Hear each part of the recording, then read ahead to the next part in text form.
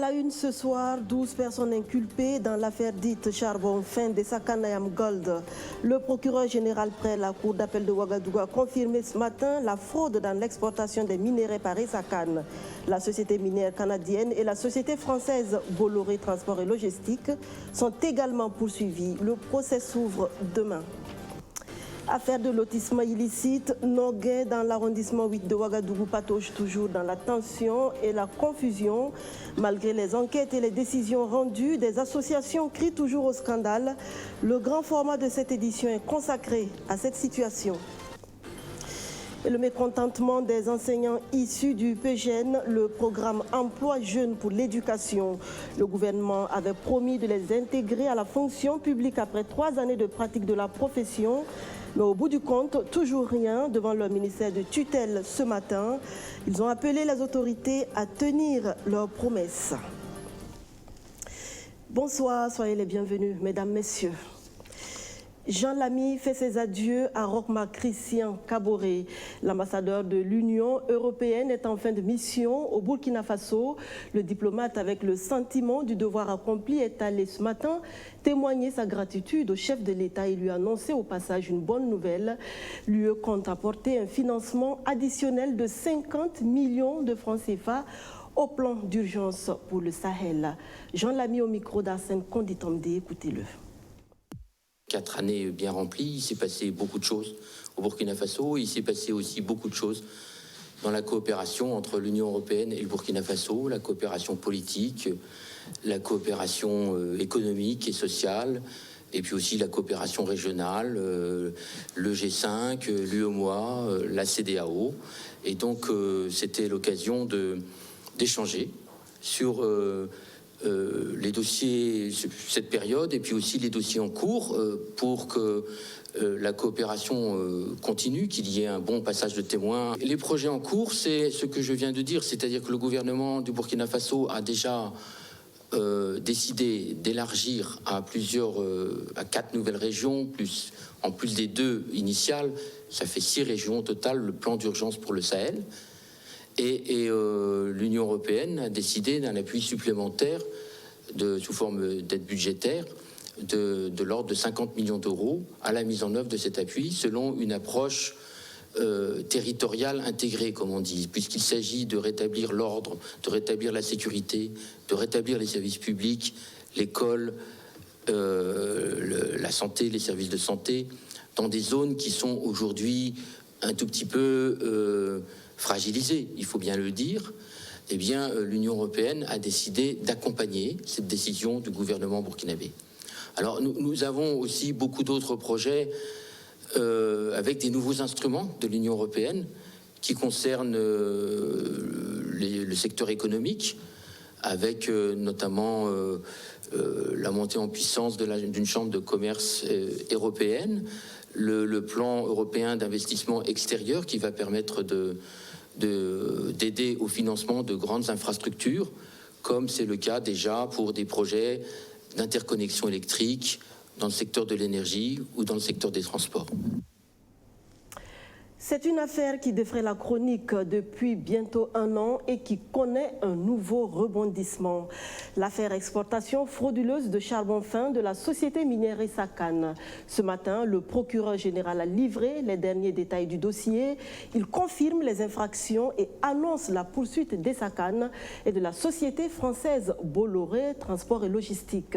Et ce n'est pas tout. Des personnes physiques sont également sur le banc des accusés. Alexis Belemnaba, Rémi Lambert-Nébier. L'infraction est donc constituée dans l'affaire charbon fin d'Essakan. Devant les journalistes, ceci où le procureur général Laurent Poda égrène ses infractions contre la société minière Essakan et la société française Bolloré Transport et Logistique SA Burkina Faso.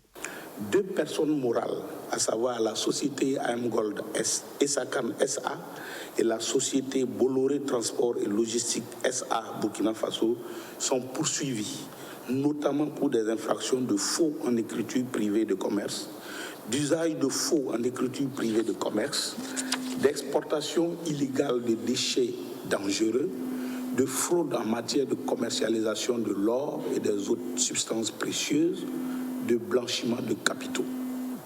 Mais il n'y a pas que Essakane et Bolloré qui sont dans le viseur de la justice burkinabé. Il y a aussi des personnes physiques au nombre de 12. Ils seraient également trempés dans cette affaire.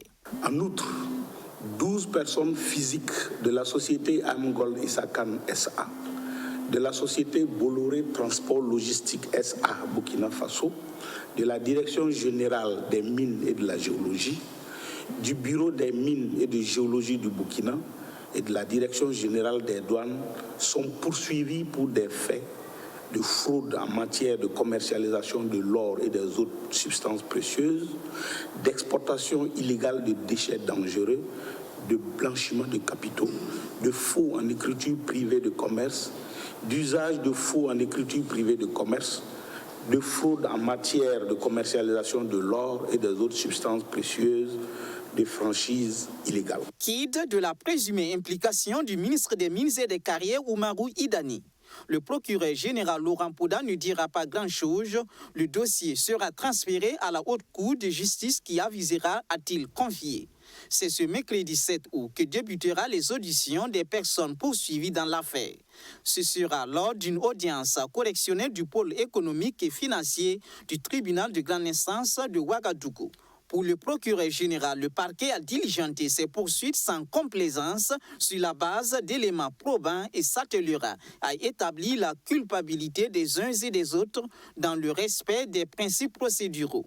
Ces poursuites viennent contredire le rapport de la Brigade nationale antifraude qui avait conclu à l'absence d'infraction de fraude à la commercialisation de l'or et des substances précieuses. Le procès dit du coup d'État manqué de septembre 2015, lui, se poursuit à la barre depuis la semaine dernière. Les avocats du général Diendéré, cerveau présumé du putsch, tentent de disculper leurs clients concernant l'attentat à la sûreté de l'État et l'incitation à commettre des actes contraires au règlement et à la discipline. Maître Jean Degli demande l'acquittement du général pour infraction non constituée. La synthèse de l'audience du jour avec Romain Kweta. Le général Gilbert Diendéré ne peut pas être poursuivi pour attentat à la sûreté de l'État parce qu'il n'a participé à aucun complot. C'est l'argumentaire que s'est attelé à développer Maître Jean Degli à l'audience du jour. Il se réfère aux articles 109 et 110 du Code pénal. Selon ces articles, pour qu'il y ait attentat à la sûreté de l'État, il faut qu'il y ait au préalable complot entre deux ou plusieurs personnes et que par la suite, ce complot soit mis à exécution. Or, le complot dont fait cas l'arrêt de renvoi, c'est la rencontre qu'il y a eu dans la matinée du 16 septembre entre une dizaine d'éléments du RSP et qui a abouti dans l'après-midi à l'arrestation des autorités de la transition. Pour Maître Jean Degli, cela peut s'agir d'un complot seulement que son client, le général Gilbert Diendéré, n'a pas participé à cette réunion. Conséquence, au regard des articles 109 et 110 du Code pénal, il ne peut pas être auteur d'attentat à la sûreté de l'État. Au pire des cas, le procureur aurait pu le poursuivre pour complicité d'attentat à la sûreté de l'État parce que le général Gilbert Diendéré a assumé les fonctions de chef de l'État au vu et au su de tout le monde. Et même là aussi, le général Gilbert Diendéré a assumé une situation à la demande de la hiérarchie militaire. Certains hauts gradés de l'armée l'ont nié lors de leur témoignage. D'autres, comme le colonel-major Pierre Sanou, l'ont confirmé selon l'auxiliaire de justice. C'est pourquoi il demande tout simplement au président du tribunal d'acquitter le général Gilbert Diendéré pour infraction non constituée en ce qui concerne l'attentat à la sûreté de l'État. Pour l'infraction d'incitation à commettre des actes contraires au règlement et à la discipline pour laquelle le général Gilbert Diendéré est aussi poursuivi, son avocat procède par interrogation dans son argumentaire. Il cherche à savoir si les trois crises du RSP qui ont précédé celle qui a abouti au putsch de septembre 2015 ont été provoquées par le général Gilbert Diendéré, notamment celle de décembre 2014 et de février et juin 2015. Absolument non, répond l'avocat. Des promesses ont été faites aux éléments du RSP, mais n'ont jamais été tenus. Dans ces conditions, on n'a pas besoin d'un incitateur, comme le général Gilbert Djendjéré, pour pousser ses soldats à se fâcher. C'est une suite logique selon l'avocat. Il estime que son client n'a incité personne et demande donc au président du tribunal de l'acquitter pour cette infraction. L'audience reprend demain mercredi 7 août. On en vient à cette affaire de lotissement illicite dont le théâtre se situe dans un bas-fond du quartier Nonguin dans l'arrondissement 8 de Ouagadougou. Plusieurs entités sont impliquées, une société immobilière et la municipalité de l'arrondissement 8. Des enquêtes ont été menées, des décisions rendues, mais jusqu'ici, pas de satisfaction pour certaines associations. Pourquoi? La réponse avec Kwame Vedapa. Le lotissement avec les bornes qu'ils ont mis en place et déterrées après, c'est sur cette superficie-là. Voilà. Dans cette affaire de lotissement illégal dans l'arrondissement 8 de Ouagadougou au quartier Nonguin, il y a 3 parties. L'association NOMA qui prétend défendre les intérêts des populations, la société immobilière ATTP, Assistance technique et travaux publics, et la mairie de l'arrondissement 8, auquel il faut ajouter l'arbitrage du ministère de l'Urbanisme et celui de l'ASELC, l'autorité supérieure de contrôle d'État et de lutte contre la corruption. Le point d'orgue de l'affaire, c'est lorsqu'en décembre 2018, ATTP commence le lotissement de ce site d'une vingtaine d'hectares. La population, saisie de l'affaire, se sont plaints au niveau de l'autorité supérieure de contrôle de l'État et de lutte contre la corruption.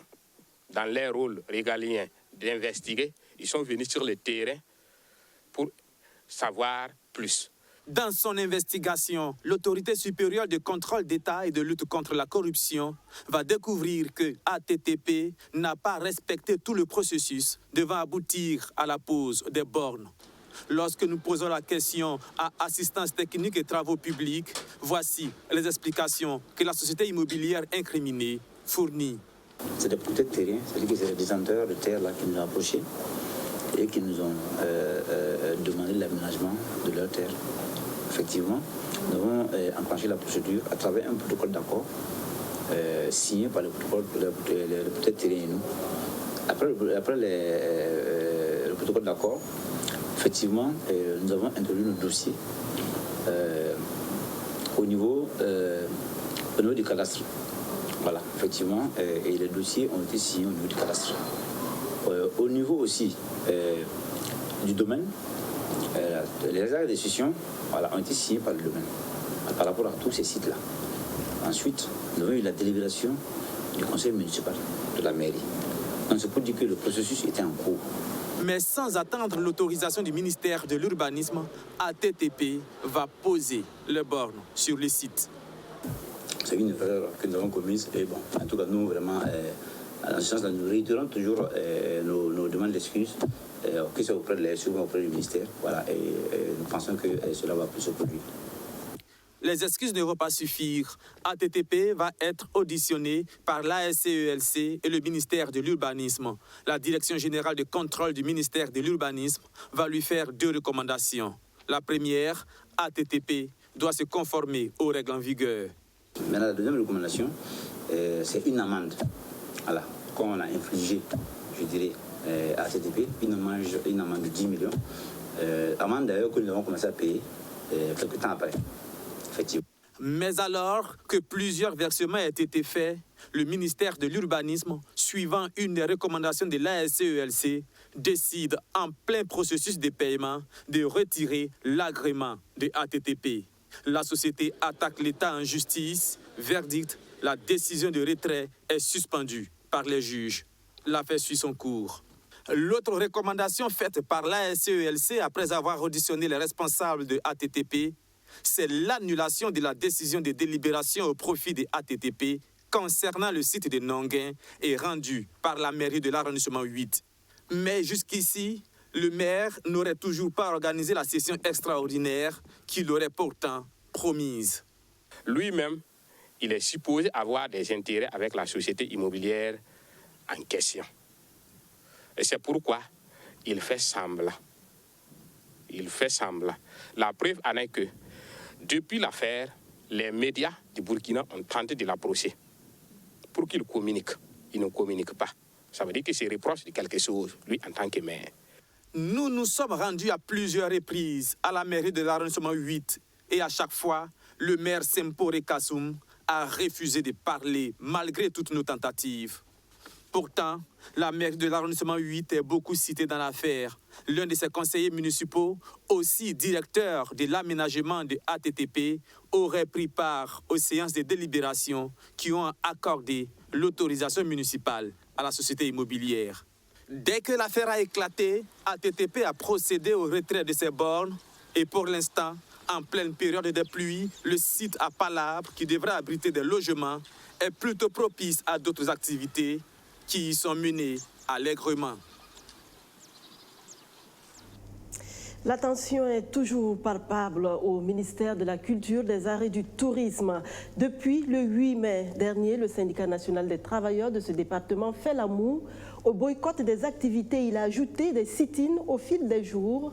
Aujourd'hui, c'est une conférence de presse qu'il a animée pour toujours dénoncer l'attitude du gouvernement vis-à-vis de ses revendications. Rémi Lambert-Livier. Depuis 2017, la plateforme revendicative est passée entre les mains de plusieurs ministres sans pour autant connaître des points de satisfaction significatifs. Le dernier à l'avoir examiné est le ministre Abdoul Karim Sango. Mais le syndicat national des travailleurs de la culture et du tourisme, Sinatract, dit être au regret de constater la même attitude. Aucun intérêt particulier n'est accordé à ces revendications et le syndicat dénonce à ce propos des pratiques qu'il qualifie de non orthodoxes dans l'administration publique. L'entêtement dans les nominations des agents d'autres départements et des halogènes au détriment des emplois spécifiques du M4. La non prise en compte de la nomination des travailleurs du M4 dans les institutions et représentations diplomatiques occupées par les conjoints et conjoints des diplomates. La persistance a doté le M4 d'un budget très insignifiant. Et il faut le savoir que ce budget, au titre du budget national exercice 2019, est de 0,37%, qui ne reflète pas les beaux discours à l'endroit du patrimoine culturel et touristique. La non-effectivité du mécanisme de motivation pour les travailleurs du M4. Si l'octroi de la prime de motivation aux agents du ministère constitue la principale revendication du syndicat, à cette conférence de presse, le Sinatract s'est plutôt attardé sur la gestion du ministère. Nos deux responsables au programme, qui sont le responsable programme culture et le responsable programme tourisme, ont démissionné. Monsieur le ministre même sait qu'ils ont démissionné. Nous sommes de la maison, nous sommes dans la même maison et nous savons de quoi nous parlons. Et d'ailleurs, il y avait des démissions qui étaient déposées au bureau de monsieur le ministre. Et comme nous l'avons si bien dit dans notre déclaration, des démissions vont suivre. La cohésion entre les travailleurs au sein du ministère de la Culture n'existe pas. Aujourd'hui, nous avons des directions centrales qui n'arrivent même pas à faire une activité parce que tout est piloté au sein du cabinet. Et ça amène donc à ce qu'il y ait des frustrations. Plus de 3,5 milliards de francs CFA, c'est le minimum de recettes mobilisées au cours de l'année 2018 par le secteur de la culture et du tourisme. Une manne pour le budget national que le Sinatract brandit comme une raison suffisante pour accorder du crédit à ces revendications. Des chiffres qui pourraient aussi justifier l'impact financier de son mouvement d'humeur de boycott de certaines activités du ministère depuis le 8 mai dernier. Nous délivrons des certificats d'exportation et d'origine. Ça, c'est un exemple parmi tant d'autres que je vais donner. Et ces certificats que nous délivrons là, aujourd'hui, ceux qui travaillent dans ce secteur n'arrivent plus à faire écouler leurs produits à cause de ces actes que nous délivrons. Et dans les jours à venir, des fêtières s'organisent pour même manifester leur mécontentement. Ils ne peuvent plus travailler, ils ne peuvent plus vendre leurs produits à cause de cette situation-là. Avec la Confédération syndicale du Burkina à ses côtés, le Sinatract menace de durcir son mouvement de boycott si les engagements pris par le ministre de tutelle pour une sortie de crise ne sont pas exécutés dans les plus brefs délais. La menace des enseignants issus du PGN, le programme Emploi Jeunes pour l'éducation. Ils veulent être intégrés comme prévu à la fonction publique et exigent que cela se fasse avant la prochaine rentrée des classes. À coups de sifflet et de slogans, ils ont donné de la voix ce matin. Luc Pakbelgem. Ces enseignants exigent leur intégration à la fonction publique avant la rentrée des classes prochaines. En mouvement d'humeur devant leur ministère de tutelle, le ministère de l'Éducation nationale, de l'alphabétisation et de la promotion des langues nationales, ils sont des 3 premières promotions du PGN, le programme Emploi Jeunes pour l'éducation nationale. L'une des promesses de ce programme à son démarrage était d'intégrer les volontaires à l'issue des 3 années de pratique sur le terrain. De 2016 à 2019, cela fait bel et bien 3 ans, mais aucune intégration n'est constatée au niveau de la première promotion. Pour prouver aux autorités que nous ne sommes pas contents, parce que nous avons entendu depuis fort longtemps que la question d'intégration allait être une réalité. Mais jusqu'à présent, nous n'avons pas une date fixe pour notre intégration et nous ne savons pas comment l'intégration va se passer. Voilà pourquoi les collègues PGN ont décidé de se retrouver au MENAS ce matin pour contester leur silence, pour contester la façon de les traiter. Et recruter des gens sans un statut et sans une carrière. Et nous pensons que non. Actuellement, l'intégration devait être faite depuis longtemps parce que nous avons fini, nous avons épuisé nos 3 ans sur le terrain. Il faut dire que l'autorité garde un silence que j'allais qualifier un silence coupable. On ne sait pas en réalité ce qu'il veut faire de nous. Cette autorité sait bien ce qu'elle veut faire de ses enseignants. Sur la question, elle a une idée on ne peut plus claire. Et il est prévu que 3 ans après, pour tous ceux qui resteront dans le programme, parce que c'est libre, hein, ceux qui viennent, ils sont formés, à tout moment ils peuvent partir sans problème. Mais ceux qui restent 3 ans dans le programme, un concours sera organisé donc, par la fonction publique. Donc, pour intégrer ceux qui seront admis à ce concours, nous travaillons à cela. Donc il n'y a pas de problème à ce niveau, ça va se faire. Mais à partir de cette année, nous avons donc en discussion avec les partenaires sociaux, donc mis fin donc à ce programme. Donc on ne va plus recruter de nouvelles promotions, mais nous allons intégrer au fur et à mesure les promotions qui sont rentrées, mais ceux qui restent dans le programme conformément donc au contrat que nous avons signé avec eux. Le ministre Stanislas Ouaro parle de concours. Au niveau des bénéficiaires du programme, on attend tranquillement une intégration. Voilà qui n'est pas pour clarifier la situation de ces enseignants. Cette manifestation n'est pas la première du genre. Depuis le lancement du programme, il y a eu plusieurs autres mouvements, soit pour exiger le paiement des allocations, soit pour une intégration des bénéficiaires dans la fonction publique. Les manifestants estiment l'ensemble des promotions concernées par cette intégration à environ 8000 personnes. Des enseignants qui ont sans doute contribué à la réussite des lauréats de la Journée de l'Excellence 2019. Ils sont 70 élèves de plusieurs régions du Burkina à être reçus et récompensés par le président du Faso pour leur succès aux différents examens et concours académiques session de 2019. Arsène Konditamdi. Au cours de l'année académique 2018-2019, ils ont fait du goût de l'effort le leitmotiv, ce qui leur a valu de se hisser dans la shortlist des meilleurs élèves du Burkina Faso. Au nombre de 70, ces élèves qui se sont particulièrement distingués aux examens nationaux session de 2019 sont récompensés par le président du Faso. Rochma Christian Kaboré, dans son discours, a félicité les lauréats et les invite à toujours faire mieux afin de participer au développement du Burkina Faso. Ma conviction est établie de longue date que pour que toute société qui aspire au progrès, l'éducation doit être la voie royale de la promotion du mérite, de la culture, du travail bien fait et de la saine émulation. J'y crois fortement.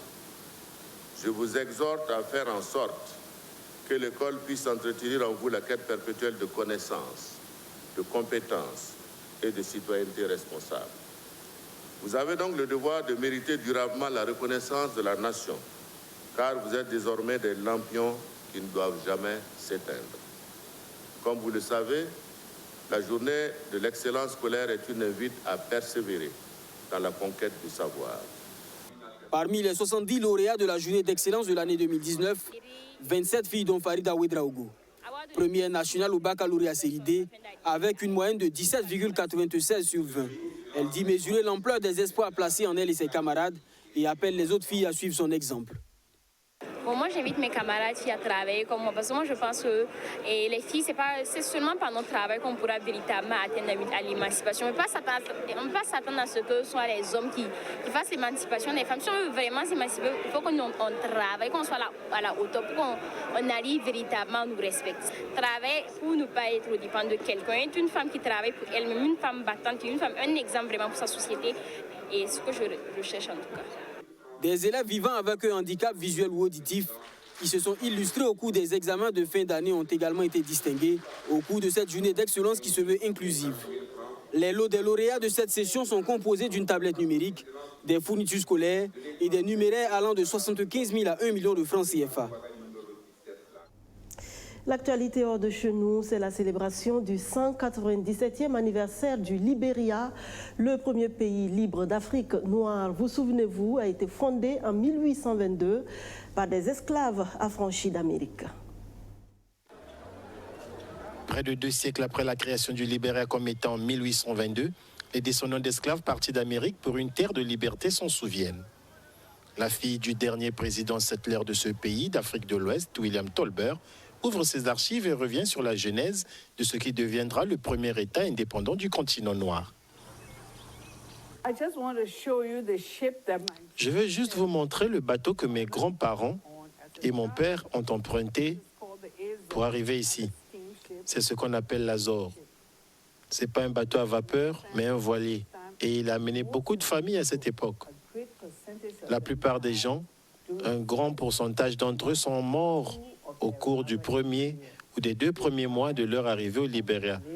Ils sont morts du paludisme, mais aussi de ce qu'ils appellent la fièvre africaine. Le tout premier groupe d'esclaves est parti de New York en 1820 avec 86 hommes et femmes libres, armés d'une volonté de s'installer en Afrique. Un périple qui a été aussi dévastateur que celui qui les déracinait du continent pour les envoyer en esclavage. La présence de la colonie venue de l'autre côté de l'Atlantique ouvrait aussi la voie à des conceptions croisées. Ceux qui sont arrivés pensaient qu'ils venaient pour être servis par des personnes inférieures. Et ceux qui étaient ici considéraient ceux qui revenaient comme des esclaves, qui ne savaient rien et qui devaient être à leur tour leurs esclaves. Les settlers, libériens d'Amérique ou américano-libériens, ont apporté avec eux la culture, les institutions et la foi avec lesquelles ils ont grandi. Aux côtés des Bassa et des Veï, les principaux peuples autochtones, les descendants d'esclaves espèrent retrouver la voie du progrès stoppée par les guerres civiles auxquelles a été confronté leur pays. La vie nous offre du temps pour que nous en profitions, pas pour que nous le perdions. Alors, sachons faire la part des choses entre ce qui est essentiel pour notre vie et ce qui ne l'est pas. Belle soirée sur BF1, je vous retrouve demain pour d'autres actualités.